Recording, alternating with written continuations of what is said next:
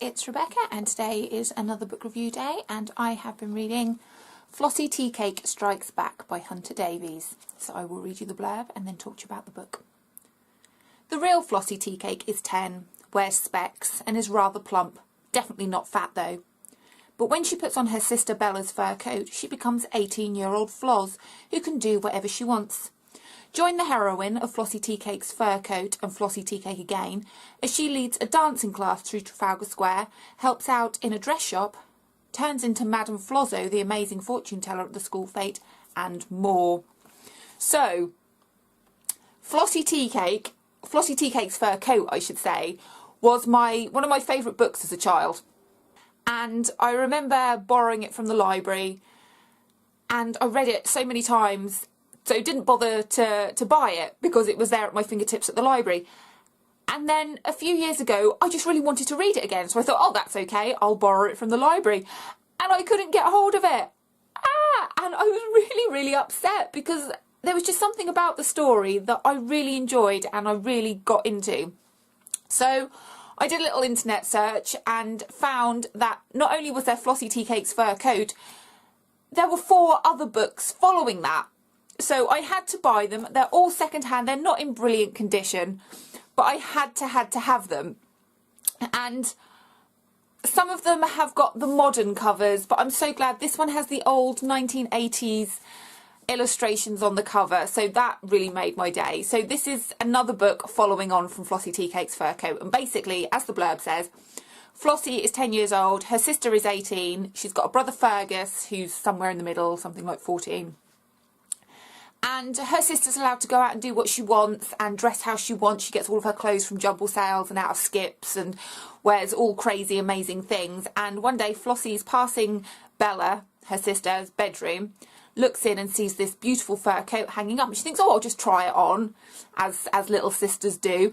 And when she puts it on, she grows, she gets tall, she gets thin, and she turns into Floss, an 18-year-old, and she goes about doing all the things that a 10-year-old assumes an 18-year-old will do.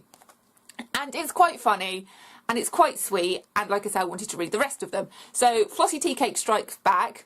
Again, Flossie puts on her sister's fur coat. Strange enough, she's got so many clothes she doesn't even notice that this fur coat goes missing, and she turns into an 18-year-old doing 18-year-old things. Now, Flossie isn't a particularly nice little girl. She's a bit precocious. She's a bit know-it-all. She's a bit irritating. But maybe we were all like that at 10 years old. I can't remember. It was a very long time ago. So, she's quite demanding. She wants things from her mum and her dad that they can't do. And when she becomes Floss, she can then express and do all of the things that she wants to do as a 10-year-old girl. So this book was actually quite good in as much as there were only 3 chapters and they were a lot longer than Flossie Teacake's Fur Coat. There were a lot of shorter chapters. So in here there's only 3 main stories where she becomes a dance teacher for a day. She ends up working in a really high fashion boutique shop, and she becomes a clairvoyant thing at the school fair. And they're quite funny. They're very dated. This is a book from the 80s. There's lots of 80s references and it costs something like 20p to get into the school fete and silly things like that. But I like it. I like that it's stuck in the 80s because it just takes me back to my childhood. So, as you can imagine, a 10-year-old in an 18-year-old's body, she thinks she knows it all, but she doesn't. So there's some hiccups and there's some things that go wrong, like when she's working in this fancy boutique, she ends up giving loads of clothes away for free because she can't work out how much they should cost, but she doesn't care. She doesn't care, she just gets on with it. And when she's a dance teacher, she ends up getting chased by the police, and she doesn't care, because she knows she can take off this coat and turn back into Flossie and not have to worry about anything at all. So, yes, it's a children's book. I don't care. It's funny, it's sweet, it's nostalgic.